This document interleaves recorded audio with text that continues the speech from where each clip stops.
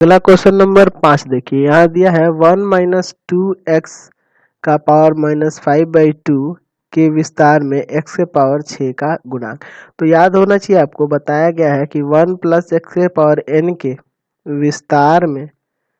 विस्तार में T R plus 1 बराबर n into n minus 1 into n minus 2 कहाँ तक लेके जाते हैं, तो n माइनस आर प्लस 1 तक लेके जाते हैं और बटा में r का फैक्टोरियल इंटू एक्स का पावर r।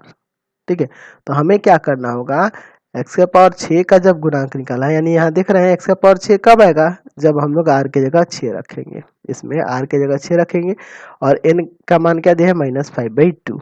चलिए तो यहाँ पे 6 रख देते हैं r की जगह पे। ठीक है, r की जगह पे 6 रख रहे हैं और n बराबर यहाँ पे क्या दिख रहा है क्वेश्चन में, तो माइनस का 5/2 और r बराबर 6। चलिए तो इसमें रखते हैं, सिंप्लीफाई करेंगे उसके बाद -5/2 -5/2 -1 -5/2 -2 -5/2 -3 -5/2 -4 -5/2 -5। यहीं रुक जाएंगे। अब सोच रहे हैं कि सर यहीं पे क्यों रुके, क्योंकि यहाँ देखिए n माइनस आर प्लस 1। ठीक है, तो r का मान यहाँ पे क्या है 6 है ना, तो यहाँ पे 6 प्लस 1 माइनस का 6 प्लस का 1 यानी -5 ही ना, समझ गया ना। चलिए तो इसलिए 5 तक ही आकर रुक जाएंगे और बटा में क्या हो जाएगा r का फैक्टोरियल यानी कि 6 का फैक्टोरियल और इनटू में x का पावर r। तो x की जगह यहाँ पे क्या दिया हुआ है -2x ना, तो -2x का पावर r यानी कि 6। ठीक है, r का मान 6 है। चलिए आगे इसको सॉल्व करते हैं, तो ये तो t7 हो जाएगा, है ना। यहाँ से आपका सातवां पद आ गया और x का पावर 6 का भी गुणांक निकल जाएगा। तो यहाँ देखिए इसको सॉल्व करते हैं, -5/2, यहाँ देखिए ध्यान से एलसीएम लेकर जोड़ेंगे, दोनों माइनस में तो जोड़ ना जाएगा, -7/2 -9/2 हो जाएगा यहाँ।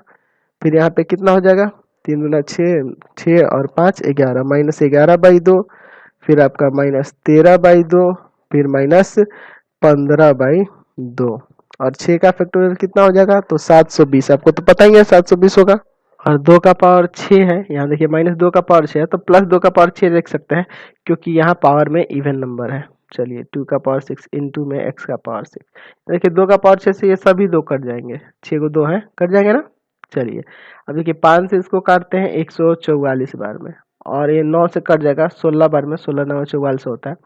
चलिए बचा हुआ गुना करें तो देखिए -1 2 3 4 5 और एक यहाँ 6 बार है माइनस, टोटल -6 बार है यानी प्लस में ही आएगा आंसर।